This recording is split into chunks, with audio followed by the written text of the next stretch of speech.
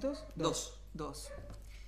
Nos quedan 2 y veremos después qué es lo que Dios decide. ¿Cuándo y cómo Cuándo y cómo, si volveremos o no volveremos con los viernes, si esto tal vez fue un ciclo que empezó y que terminó, o empezará algo nuevo, ¿no? Sí, además, si nos ponemos a pensar como lo comenzamos, en realidad nunca supimos bien cuándo terminarlo. O sea, en realidad era por una semana.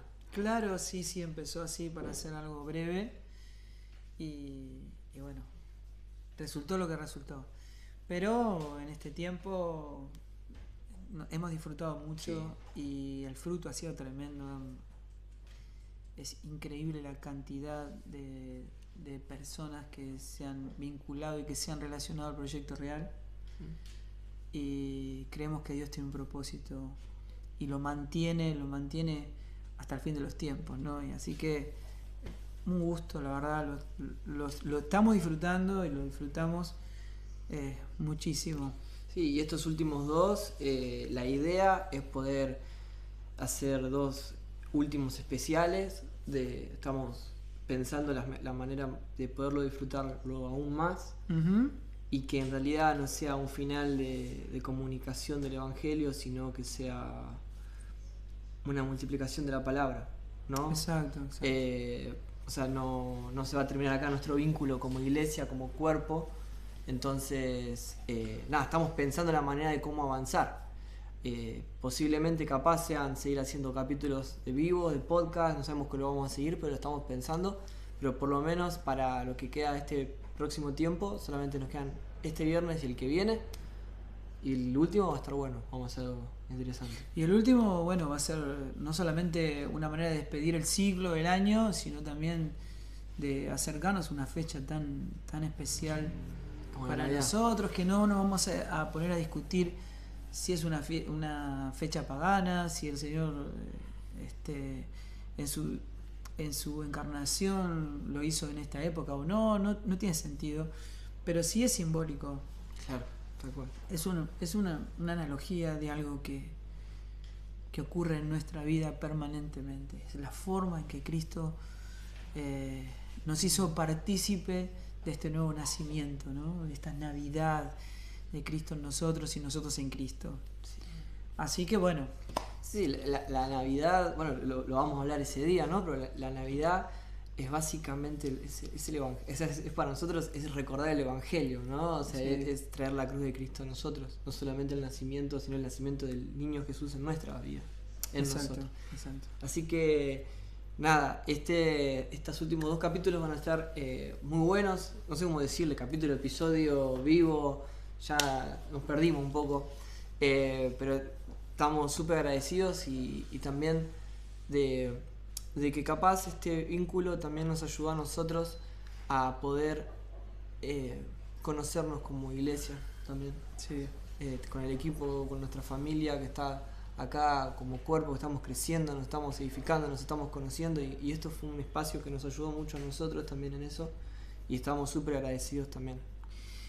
Supongo que escuchándote lo que estás diciendo me da la impresión de que el último encuentro dentro de 2 viernes vamos a incorporar gente, no sé, me parece que no lo vamos a hacer con el mismo formato, vamos a incorporar gente, vamos a tratar de darle un sentido festivo y se me ocurren muchas cosas, así que lo que podemos hacer es durante esta semana tiren ideas de qué deberíamos hacer para el último viernes, ¿no es cierto? Es capaz que no lo hacemos en este lugar. Y la idea era que no, así que es capaz que aunque el silloncito es casi nuevo esto, casi es, claro, pero claro.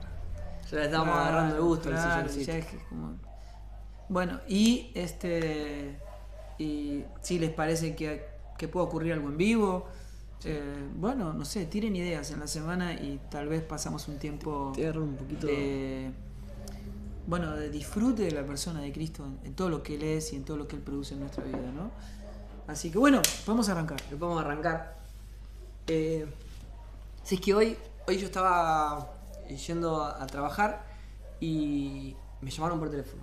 Uh-huh. Un amigo, un hermano, y me dice, mira, yo te voy a contar una situación que me pasó y me quedó muy grabado lo que me dijo. Me dijo que él se encontraba en una situación como iglesia en la cual él decía que mucha gente se estaba enfriando, mucha gente se estaba apartando, Ujú. mucha gente se estaba yendo de la iglesia, estaban teniendo, de la congregación, mejor dicho, Sí. estaban teniendo muchos problemas. Y él dijo, es que estaremos haciendo algo bien, que el diablo nos está atacando, el diablo nos está batallando, ¿no? Nos está peleando. Entonces, cuando las cosas van muy mal, es porque estamos haciendo las cosas muy bien. Y termina diciéndome, ¿o será que no estamos dando fruto? Ajá. ¿No? Ajá. Me Ajá. dijo, me da la sensación que estoy viendo una especie de iglesia cliché. Y me despertó muchas ideas en la cabeza. Y una de las ideas es la típica frase que el infierno está lleno de gente con buenas intenciones. Entonces, me gustaría que puedas hablar sobre la diferencia entre lo bueno y la voluntad de Dios. Perfecto. Eso, dos cosas quiero decir. Primero, esta luz se apagó. Eso es genial. Ahí está. Sí, Se hizo la en luz. este lugar. Eh, el, Sí, el- el otro punto es que la diferencia que hay entre lo bueno y la voluntad de Dios es abismal. Y esto es algo que normalmente le cuesta a la mayoría de la gente poder identificarlo, incluso a los hijos de Dios. Pero si nosotros no identificamos entre lo bueno y la voluntad de Dios, difícilmente podamos caminar en el propósito eterno de Dios. O sea, no es que difícilmente, es imposible, porque es el árbol equivocado, ¿no? En el Edén había dos árboles. El árbol del conocimiento del bien y del mal, ese es el árbol equivocado. Ese árbol, como digo siempre, está enroscada la serpiente, es el árbol que te va a matar, ¿no? Ese árbol nos dio el conocimiento para poder identificar entre lo bueno y lo malo. Pero ese árbol es el que nos destituyó de la gloria de Dios.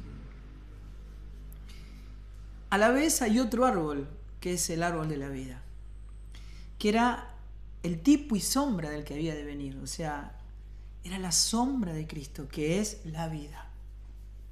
La expresión de la vida de Dios en nosotros. Entonces, es la explicación de por qué el cristianismo no es un Adán disfrazado de Jesús, no es un Adán esforzándose para ser como Jesús. Sí, o domesticado. Claro, exacto. Maquillado, disfrazado de Jesús, travestido,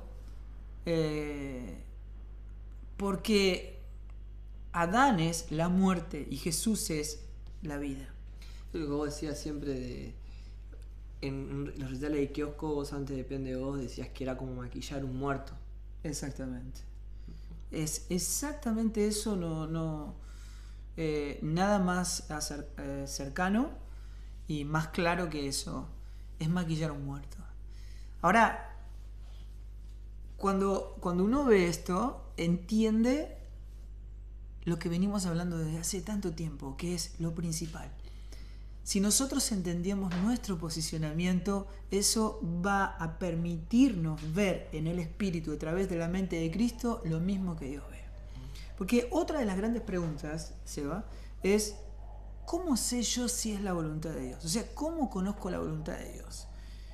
Es una pregunta que entre nosotros existe desde que yo conozco el Evangelio, de toda la vida, ¿no? Pero es imposible que yo pueda saber lo que es la voluntad de Dios si yo no tengo en claro cuál es mi posicionamiento. Si yo no estoy en Cristo, no tengo el Espíritu de Cristo, no tengo el Espíritu de Dios, no puedo ver, no puedo ir. Ahora, lo que queda claro es que Jesús es la encarnación de la voluntad del Padre. En Él habitaba la plenitud de la deidad.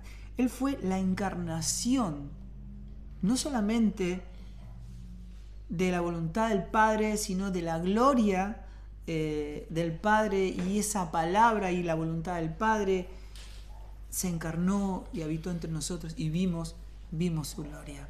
Entonces uno dice, ¿cómo puedo yo saber, cómo puedo conocer la voluntad de Dios? De una sola manera.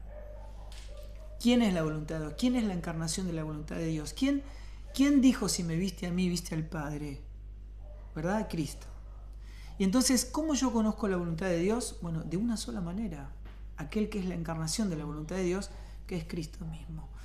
Y la pregunta es, ¿cómo le conozco? Bueno, esto es algo que lo venimos hablando recurrentemente, viernes a viernes. De la única manera es que yo mengue mientras Él crece, que yo sacrifique la carne para que el Espíritu sea vivificado, o sea, que me gloríe en lo que me tengo que gloriar. Gloriarme en esa cruz que me mata todos los días para que no viva yo, sino que viva Cristo en mí. Cuanto más hay de Cristo, más le conozco. Cuanto más le conozco, más le glorifico, más soy transformado a su imagen. Entonces, este es un punto fundamental. Yo no puedo conocer la voluntad de Dios a través de las Escrituras si no es por el Espíritu. Y esto es algo que hablábamos en la semana con un amigo y con un hermano. Es que la revelación ajusta el texto y no al revés. No al revés. ¿Por qué? Bueno, porque el hombre natural no percibe las cosas del Espíritu. Entonces yo puedo leer la Biblia 100.000 veces y que nunca se me revele Cristo. Puedo leer el Nuevo Testamento 1000 veces y que nunca se me revele el Nuevo Pacto. ¿Verdad? O sea que tiene que haber una intervención del Espíritu, que es el único que me puede dar a conocer a Cristo. Jesús dijo, la única función del Espíritu Santo es que Él les revele mi persona, que Él les hable de mí. Entonces, hay un punto fundamental. Mirá, si entendemos nuestro posicionamiento, podemos decir, por ejemplo, el salmista decía, tus mandamientos son un deleite para mí. ¿No? Y, por ejemplo, en el Salmo 48 decía, el hacer tu voluntad, Dios mío, me ha agradado, y tu ley está en medio de mi corazón. O sea que cuando alguien dice, entendiendo nuestro posicionamiento, ¿no? Porque si yo estoy en Cristo tengo la vida, si estoy en Cristo tengo todo, veo, escucho, entiendo, soy transformado, conozco la voluntad de Dios.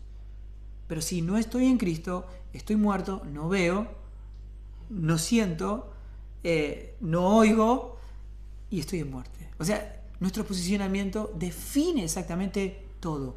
Si estamos en Cristo o no estamos en Cristo o estamos en Adán, ¿no es cierto? Entonces, cuando eso ocurre, ¿no? Yo decía, cuando alguien dice me cuesta hacer la voluntad de Dios es porque no la está haciendo. ¿Por qué? ¿Por qué? Bueno, porque su voluntad, sus mandamientos son un deleite, porque Dios, el Espíritu de Dios, produce un deseo. Produce el deseo, ¿por qué? Por una sola cosa, por la voluntad de Dios. Tus mandamientos son un deleite para mí. Y toda la mente apostólica está diciendo lo mismo con respecto a esto. Si no le disfruto, si no me deleito en Él, no le glorifico. Que habla de que en Él tenemos el querer como el hacer, ¿no? Es el que produce el querer como el hacer. El posicionamiento te genera el entendimiento. O sea, por ejemplo, es como si vos estás en una mesa, no sé, en un restaurante. Hay un posicionamiento que te hace entender si vos estás esperando la comida. Entonces, si la comida no llegó, lo que estás haciendo es esperar, estar quieto. Pero cuando la comida te llega, lo que estás haciendo es comer. Claro, claro. El posicionamiento fuera de Cristo permanentemente nos está hablando de lo que nos hace falta, de lo que está por venir, de lo que nos hace falta. Pero el posicionamiento en Cristo nos hace ver lo que ya tenemos, lo que tenemos que vivir, no lo que estamos esperando, ¿no? O sea, siempre el antiguo pacto, el posicionamiento fuera de Cristo nos habla del el que había de venir, la bendición que teníamos que alcanzar, la misericordia que teníamos que alcanzar o la paz que nos estaba persiguiendo, pero que todo eso fuimos encontrados en la cruz de Cristo y en el Calvario. ¿No? Entonces, el posicionamiento nos permite modificar nuestra manera de leer la palabra, de relacionarnos, porque esto no es una manera simplemente de entender para decir que otra persona está viendo las cosas mal, lo que estamos hablando, ¿no? Exacto. Esto no significa eso, bajo ningún punto de vista. Lo que nosotros estamos hablando, que posicionamiento en Cristo te hace nuevo.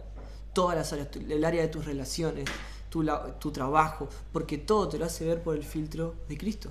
Exactamente.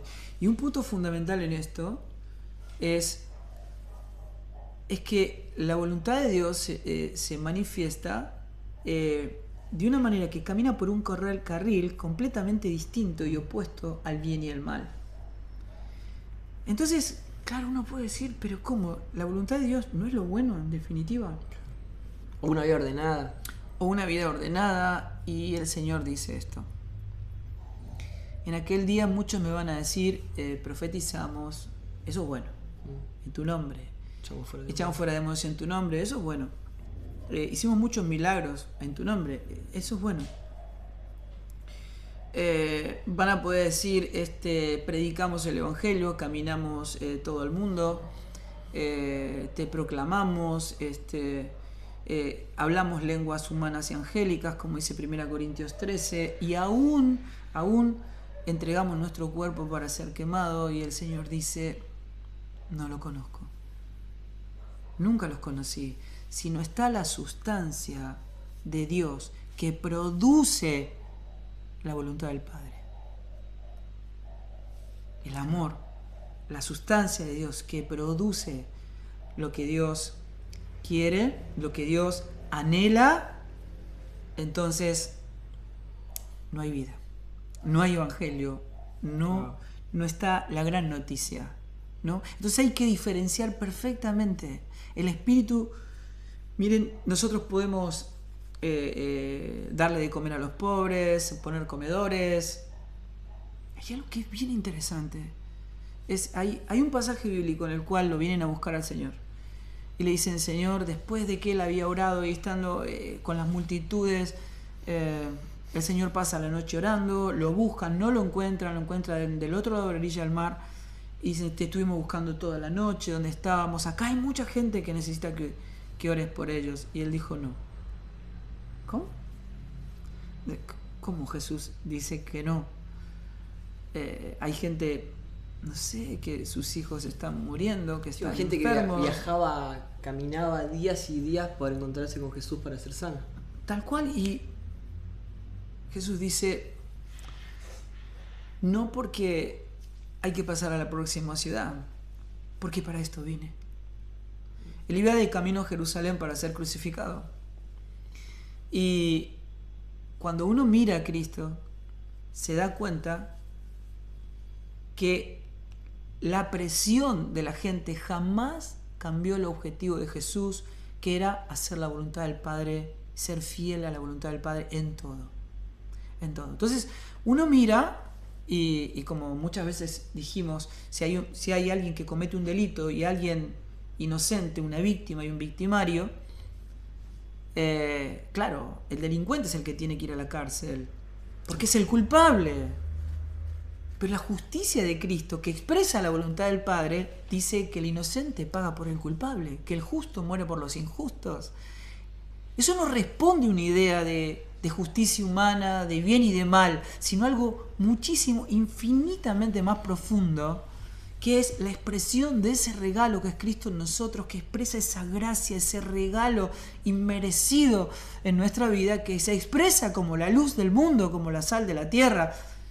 Esto no es el bien y el mal que el mundo entiende.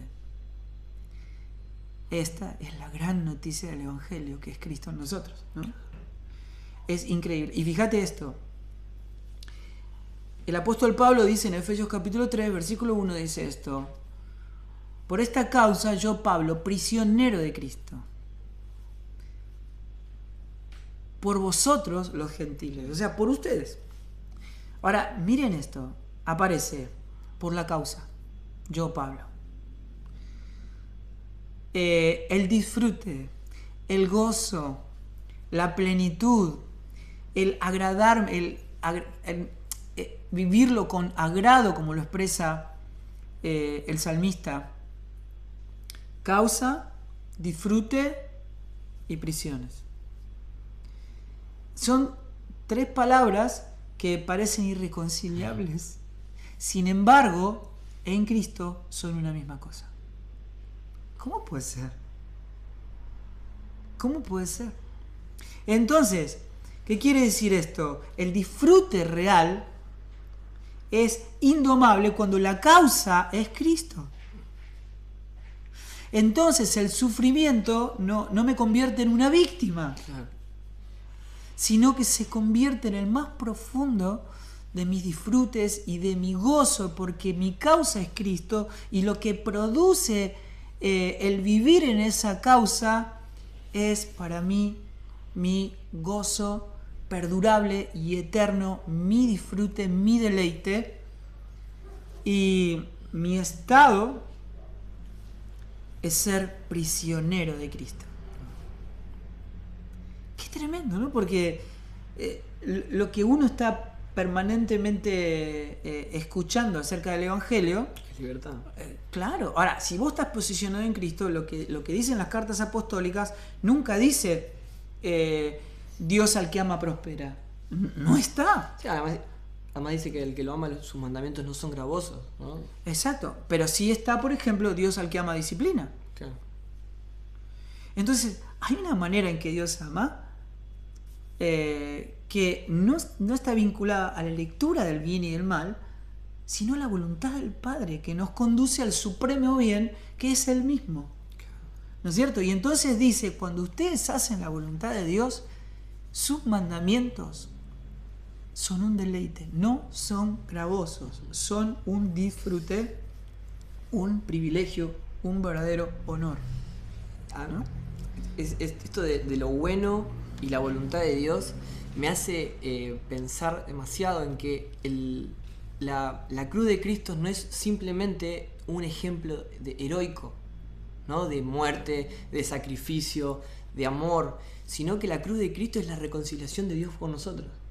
Es mucho más. Claro. ¿No? O sea, no es simplemente un ejemplo heroico para nosotros, para que nosotros creemos una moral de servicio. Uh-huh. Exactamente. ¿No? Porque lo que Dios está diciendo es que en esa cruz no hubo solamente un ejemplo de amor, sino que el amor nos reconcilió con Dios, que nos incluyó ahí. Entonces, es mucho más que simplemente lo bueno. Si entendemos esto, Seba, si lo entendemos, lo que antes producía desánimo o enojo, ahora produce un gozo inefable, o sea, inexplicable, indomable. O sea, nos conduce a una expresión de vida que el mundo no conoce. Sí. Y que es radical y que es revolucionario, o sea, y que pone en marcha el progreso del Evangelio, porque lo que se ve no es una conducta o una ética o una moral, es la vida de Cristo, que es infinitamente superior a una ley moral o a una ley ética. No es lo correcto, es lo divino. Exacto. Que encima ahora la religión, viste cuando Pablo decía a los Gálatas, o sea, ¿quién los hechizó a ustedes? O sea, ¿quién los maquineó que los hace volver para atrás, ¿no? O sea, Exacto. viste que él hablaba de la sinagoga de Satanás, de los que judaizaban el mensaje de Cristo. Que básicamente judaizar el mensaje de Cristo es poner por obras. Claro. No, porque vos decís circuncisión, cuidar el sábado, pero también puede ser pactos de dinero hoy en día, puede ser servicios, humillaciones, ¿no? Bueno, muchas de las manipulaciones que podemos vivir hoy en día, que tal vez, o sea, en ese momento se vivían de esa manera, ¿no? Exacto. Y eso lo que hace es que crea que Cristo en esa cruz nos llevó al Padre. Pero lo que Pablo está diciendo, ¿por qué ustedes creen que ustedes pueden ir? O sea, si ya entendieron la obra de Cristo en la cruz, ¿por qué ustedes creen que el hombre puede llegar a Dios por sus propios medios? Exacto. ¿Por qué? O sea, yo escuché a un pastor una vez decir, el hombre sigue, es el 2020 y el hombre quiere seguir llegando a Dios por sus propios medios, y hasta ahora el hombre, hasta el lugar más alto que pudo llegar fue la luna, dijo. ¿No? Sí. Y de repente ese Dios al cual nosotros intentamos llegar, por simplemente obras humanas, decidió habitar dentro nuestro y vivir más cerca que nuestra propia piel, ¿no? Es algo increíble esto, Seba, porque lo que Pablo le estaba diciendo, yo le fui a hablar del misterio de Cristo, yo fui enviado a revelar el misterio de Cristo a la iglesia. Y cuando yo le estoy diciendo esto, mire, esta es la gran noticia, lo que es imposible de entender porque tiene una magnitud infinita, es un gozo inexplicable que brota del espíritu, de la propia sustancia de Dios. Yo me voy y ustedes vuelven a los antiguos rudimentos de la ley y hablan entre ustedes, no, lo que está bien es esto, lo que está mal es esto, y no, el culpable fue él, el responsable de esto es él, que cada uno se haga cargo de lo que hace y de lo que dice, y toman posturas de quién está más arriba y más abajo por una efectividad propia del talento y de la capacidad, vuelven a las obras, a los antiguos rudimentos de la ley. Y dice, la verdad, quisiera estar entre ustedes y cambiar mi lenguaje porque estoy perplejo en cuanto a vosotros. No lo puedo creer, hay que empezar de cero otra vez, estamos en fojaceros como si nunca hubiesen entendido nada. Y otra vez entro en dolores de partos hasta que ustedes entiendan que deben ser conformados a la imagen de Cristo, ¿no? Y es la misma pregunta que nos hicieron. ¿Dios escucha al inconverso? Claro. Pero es tremendo eso, porque vos decís, si Dios escuchara al que no está en Cristo, lo único que haría Dios es invalidar a su propio Hijo y el sacrificio de la cruz del Calvario. Jesús murió precisamente porque el hombre estaba muerto, incomunicado con Dios, porque no había ningún tipo de posibilidad de que Dios se relacione con la sustancia del pecado, que es Adán, que es el hombre mismo. Si Cristo no interviene y si no nos incorpora, si no nos reúne en Él, es imposible llegar a Dios. Y cuando olvidamos que la palabra de Dios dice que Jesús es el único mediador entre Dios y los hombres, y Jesús diciendo, nadie viene al Padre si no es por mí. Eso mismo le estaba diciendo Pablo, ¿ustedes realmente creen que pueden llegar por las obras? Llevamos miles de años el que el hombre fue destituido y Dios tuvo que sacrificar, aplastar a su propio Hijo en una cruz para que podamos otra vez relacionarnos con Dios. Entonces, increíble. Por eso es fundamental entender la diferencia entre lo bueno y la voluntad de Dios. Que parece algo parecido, pero son opuestos. Ahora, yo me pongo a pensar, el pueblo de Dios, con Moisés, salen, ¿no? O sea, salen de la esclavitud, salen de Egipto, como promesa de Dios, después de tanto tiempo de esclavitud. Yo, con uno de los chicos que está acá atrás de las cámaras, tengo el grupo como si fuera la célula de los miércoles. Claro. Que es tu camarógrafo, ¿no?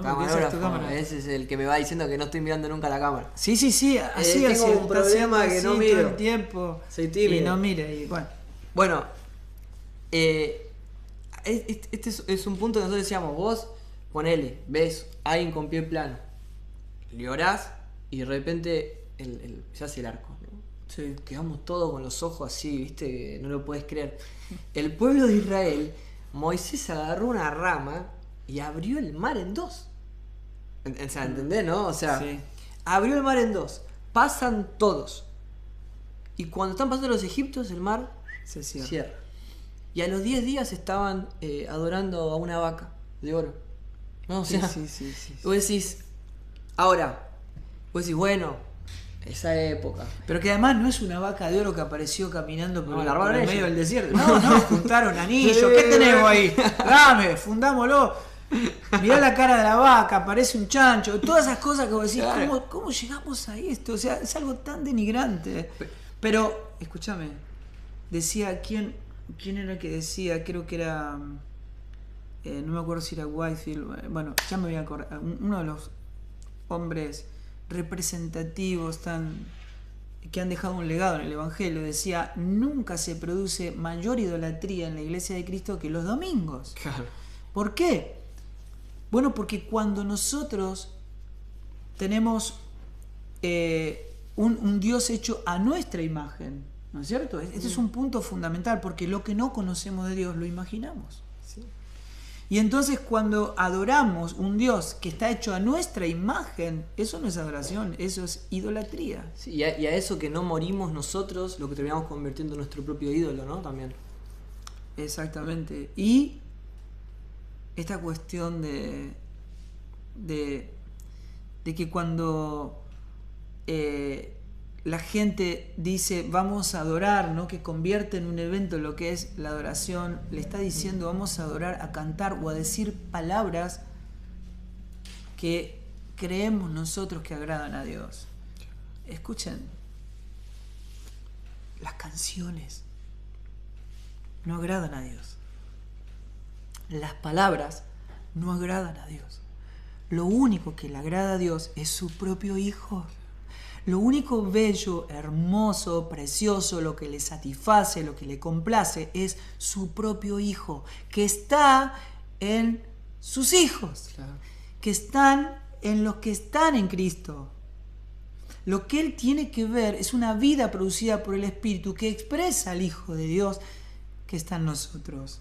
Eso es lo que glorifica. Por lo tanto, la adoración es en espíritu.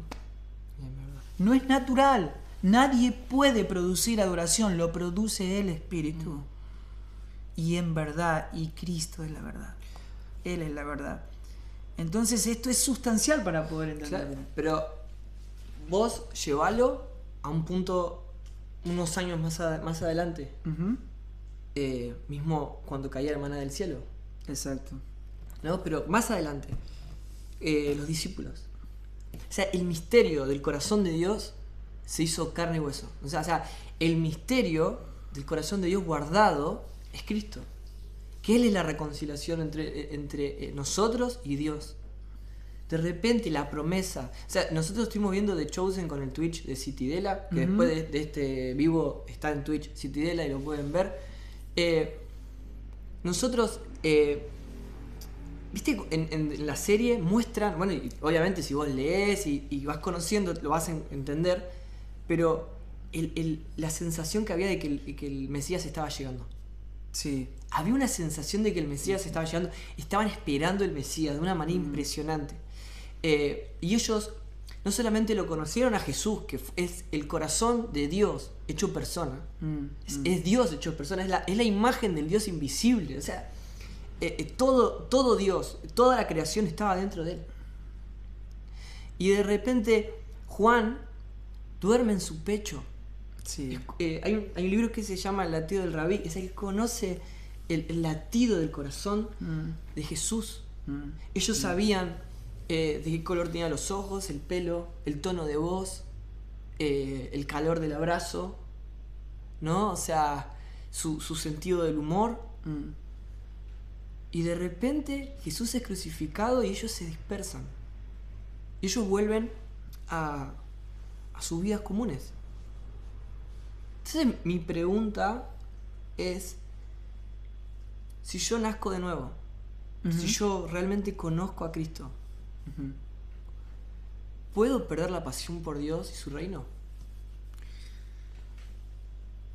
Qué pregunta, ¿no? Porque yo siempre que he pasado tantos años y sigo pasando en los congresos, plenarias, charlas, y siempre aparece alguien. Si hay una figura que la iglesia no necesita, es la del motivador.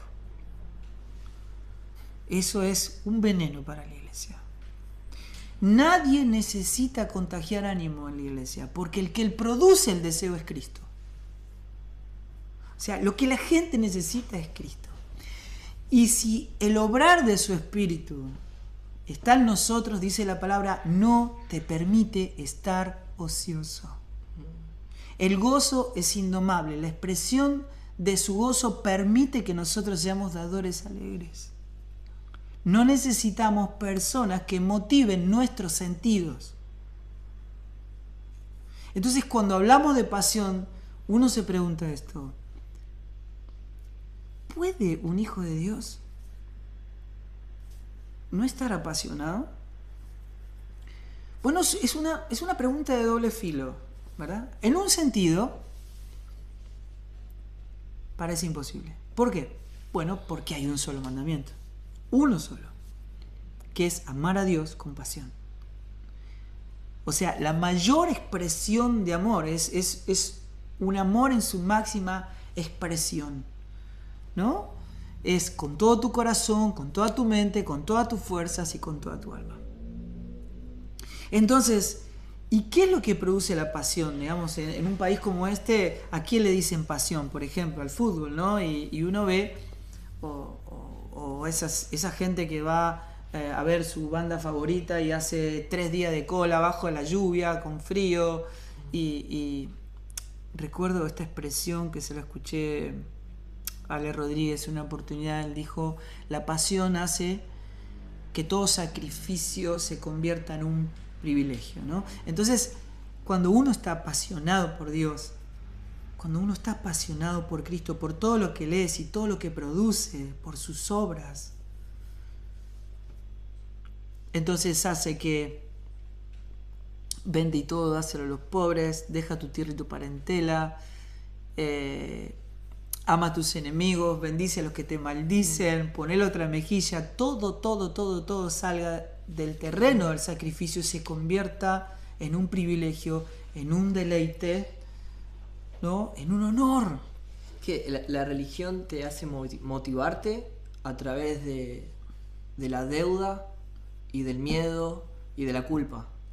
Pero nosotros somos motivados por Cristo. Los que nacimos de nuevo somos motivados por Cristo. Exacto. Por eso el carácter o la fisonomía del motivador dentro de la iglesia tiene un carácter sustitutivo. Y lo que hace es sustituir a Dios. Lo cual es terriblemente peligroso porque motiva a un pueblo a actuar como Cristo. Y lo que menos Dios quiere es un pueblo actuando como Cristo. Lo que Dios quiere es a Cristo. Es a su propio Hijo obrando en nosotros. Son dos cosas completamente distintas, absolutamente opuestas. No es gente de buena voluntad, es gente muerta para que la voluntad de Dios sea manifestada. O sea, no venimos a ponernos de acuerdo con Dios, venimos a entregar nuestra voluntad. Es su voluntad por la nuestra. Es algo completamente distinto. Y entonces, ¿puede un hijo de Dios, alguien nacido de nuevo, no tener pasión por Dios y por lo que Él produce, por sus obras, por su reino? Bueno, la respuesta está vinculada a un proceso de conocimiento, que es lo que venimos nosotros diciendo. Nadie puede amar lo que no conoce, nadie puede valorar lo que no conoce. Y el conocimiento en el Hijo de Dios es un proceso, una dinámica de conocimiento.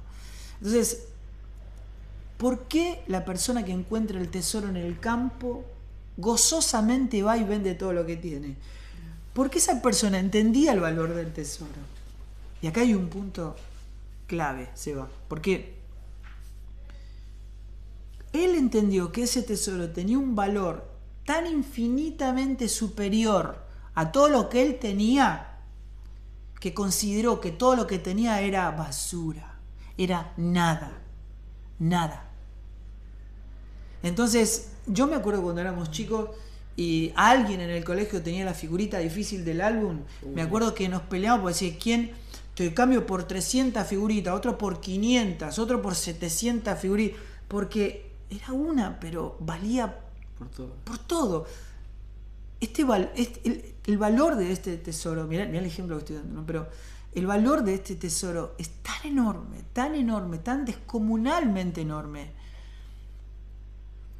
que cuando uno lo descubre, todo lo que este mundo te propone, todos los tesoros de este mundo, es absolutamente nada por lo que hace que nosotros vendamos todo gozosamente. Viene por la comprensión, ¿no? Y la comprensión y después viene la pasión. Exactamente. Sí, es como las plantas, ¿no? Que van teniendo su proceso de maduración y de crecimiento siendo expuestas a la luz. Tal Y cual. nosotros expuestos a la luz de Cristo es como comprendemos, ¿no? Así Porque es. Él es la luz. Así es. Ahora, fíjate eso cómo se traduce en toda la expresión de la persona de Cristo, ¿no? El Evangelio es una persona. Ya que el Evangelio es la manifestación de la vida de Cristo y su proclamación, ¿no? Ahora, si la gente no entiende el valor de ese tesoro, si no porque se lo podamos explicar, sino porque no lo puede ver en nosotros, entonces lo que va a hacer es evaluar la oferta. Supóngase que venga alguien y te dice, vos tenés papá, tenés mamá. No, bueno, ¿no quisieras tener un papá amoroso que te escuche, que no te haga sentir solo nunca más? Bueno, eso viene a resolver un problema. Es un problema de orfandad, ¿verdad? Pero si hay algo que Dios no hizo fue venir a resolverme un problema. Ahora, la persona evalúa la oferta y dice, puede ser, sí, me gustaría tal vez, pero bueno, lo piensa y evalúa si le convence la oferta o no. Ahora, vos imagínate, una persona que está en el río. Yo lo vi, yo vi ahogarse en el medio del río un chico de 18 años que me quedó la imagen en la cabeza toda mi vida. Y en el medio del río, nadando por salvar su vida, la corriente de las aguas no permiten avanzar, y se muere, se queda sin fuerzas, no da más, y sabe que la muerte lo va a tragar, que dentro de un segundo se va a apagar su vida. Y cuando está en ese estado, alguien con un bote llega hasta ese lugar y en el último segundo, antes de que la muerte se lo trague, estira su brazo. La pregunta es esta: ¿ustedes creen que lo va a evaluar? ¿Saben por qué la persona no lo va a evaluar y lo agarra desesperadamente? Porque entiende el valor, entiende la mala noticia, entiende la situación en la que está, comprende. Y entonces esto es claro: cuando la mala noticia no es correcta, la verdad es falsa. Dios no vino a solucionar un problema. Dios vino a librarnos de la muerte y de la condenación eterna. No vino a darnos una mejor vida, vino a darnos vida eterna, que es infinitamente superior. Cuando hablamos de oportunidades, ¿no es cierto? Una persona que choca con el auto dice, nací de nuevo. O Barrabás, que estaba condenado a muerte, y Jesús termina ocupando su lugar. Pero Barrabás no nació de nuevo, siguió de donde estaba. No. El nuevo nacimiento nos introduce, nos deposita, nos da vida eterna. Pero la vida eterna no es una vida que tiene eternidad, es la vida de Dios, que no tiene principio ni fin, que es de la eternidad hacia la eternidad y que tiene su sustancia, su naturaleza, su ADN, y que produce todo lo que Él es en nosotros. Entonces, esto es infinitamente superior a todo lo que uno se imagina. Y hasta que yo no tenga un verdadero conocimiento, una mayor expresión de conocimiento de eso, no puedo valorar, no puedo abandonarlo todo con gozo. Hay una escena de un pastor que sale de la iglesia y se sube a un subte. Cuando se sube al subte dice que encuentra a un hombre con dos nenes. Los dos nenes estaban tirados en el piso, llorando, peleándose, discutiendo y haciendo un escándalo en el subte. Y dice que de repente este pastor dice, bueno, listo, no aguanto más. Se levantó, fue y le dijo, mirá, te pido por favor que seas un padre presente, que le ponga los puntos a los pibes, porque están haciendo un escándalo terrible, no puedo estar tranquilo, yo necesito estoy leyendo. Y este hombre se levanta y le dice: Señor, discúlpeme, es que mi esposa murió hoy a la mañana, estoy llevando a mis hijos a mi casa y la verdad es que ni yo sé cómo voy a seguir. Y él dice que se quedó y que el Espíritu Santo le dijo que la falta de conocimiento del dolor lo hacía ajeno de la realidad. Exacto. Entonces, la falta del conocimiento del dolor de Cristo en la cruz, ¿no? De que cada respiración de muerte en realidad era respiración de perdón, de gracia, que estaba empezando a habitar en nosotros, que nos estaba devolviendo al Padre. Cada vez que nosotros no tenemos esto que estamos hablando, que es el filtro de Cristo en nuestra vida, ¿no? O sea, el filtro de llevar la cruz de Cristo a todos lados. Llevar quién es Cristo, porque eso es lo que nunca nos saca de la realidad de Él. Es lo que nos apasiona, el saber que eso era lo que nos tocaba a nosotros. Porque el conocimiento no te hace ajeno a la realidad. Exactamente. Exactamente. Y un punto fundamental es poder decir que el infierno está lleno, que desde la perspectiva de la justicia humana, está lleno de gente buena. Debe haber tanta gente buena como mala en el infierno, ¿verdad? Pero no importa que hagas lo bueno y que hagas lo malo, si no estás en Cristo, para que Dios reproduzca la voluntad del Padre en tu vida. Mateo 7, Jesús dice: los únicos que conozco son los que hacen la voluntad de mi Padre que está en los cielos.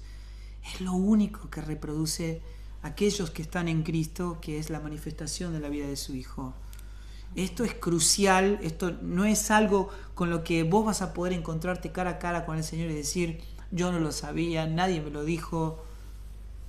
Esto está en las Escrituras. Así que no está ajeno a nadie. Todos pueden acceder al conocimiento de Dios. ¿Verdad? Quisiera, mira,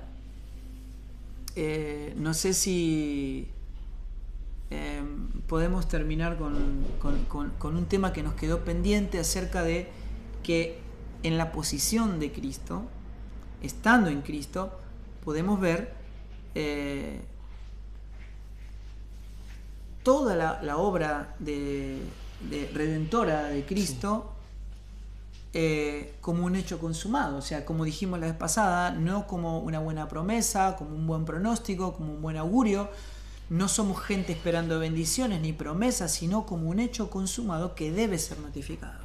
El conocimiento de la persona de Dios es lo que me permite ser notificado de todo lo que Cristo es, lo que me fue concedido en Cristo en mi propia vida. ¿No es cierto? Entonces yo necesito saber la magnitud, la envergadura de todo lo concedido, de la salvación concedida, de la redención concedida.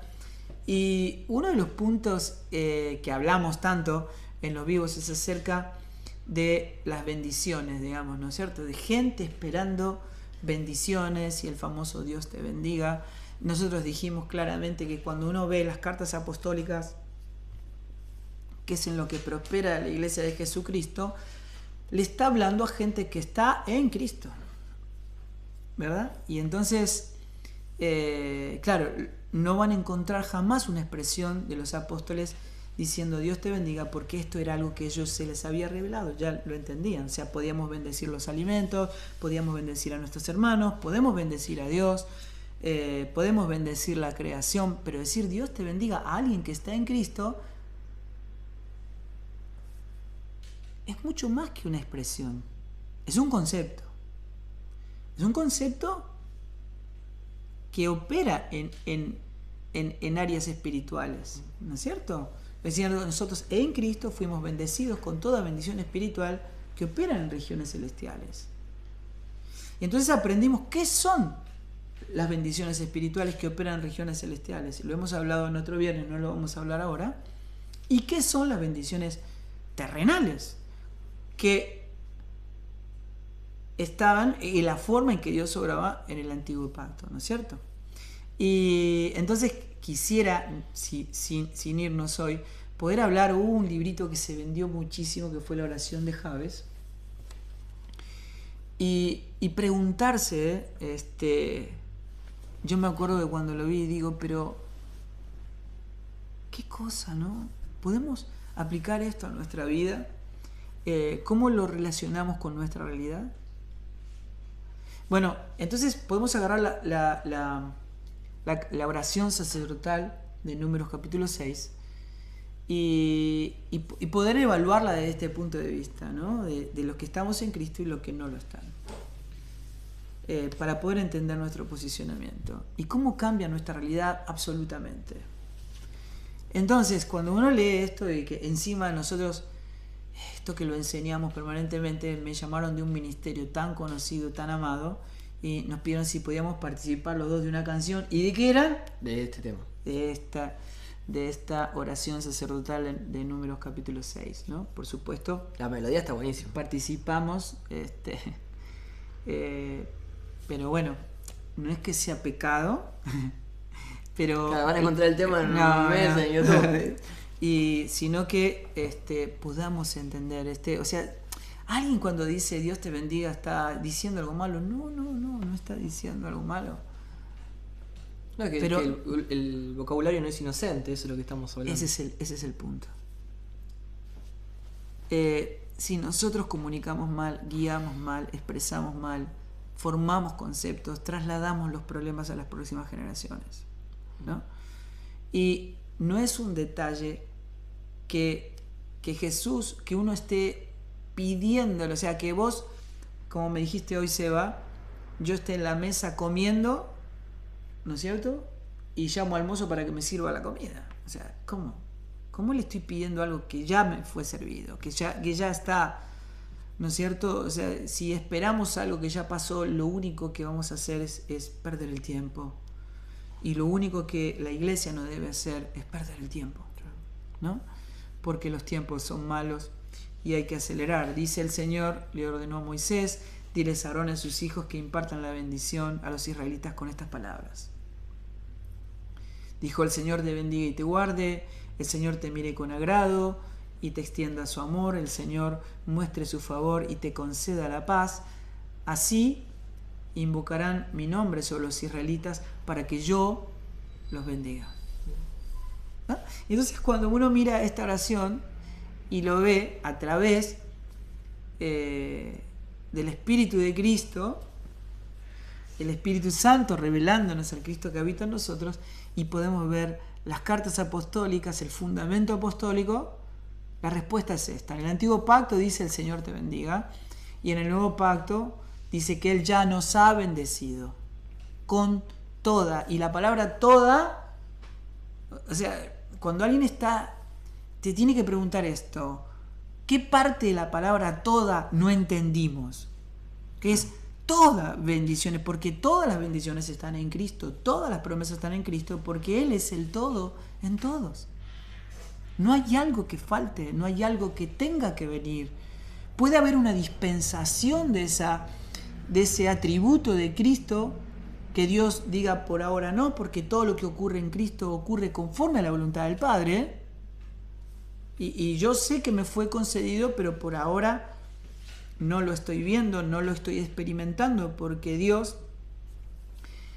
dispensa conforme a su voluntad en tiempo, en forma y en el espacio en que Él lo determine, porque Jesús no hace nada que no sea la voluntad del Padre.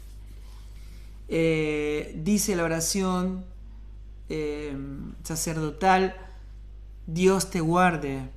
Y lo que dice en el Nuevo Pacto, en Judas capítulo 1, dice: a los que son amados por Dios el Padre, guardados por Jesucristo. Está hablando en el pasado, porque ya estamos guardados, no es que te guarde. También dice: el Señor te mire con agrado, cuando en el Nuevo Pacto, en 1 Corintios 1:27, dice que Él nos miró con agrado, nos escogió, porque Dios mira con agrado todo lo que está en su Hijo, se deleita en todo lo que está en su Hijo. Y dice: y escogió lo débil de este mundo para avergonzar a los poderosos. Cuando dice: Dios extienda tu amor. Y lo que dice en el Nuevo Pacto, dice: en amor nos predestinó para ser adoptados como hijos suyos por medio de Jesucristo. En Efesios 1, 4 y 5. En el Antiguo Pacto dice: el Señor te muestre su favor.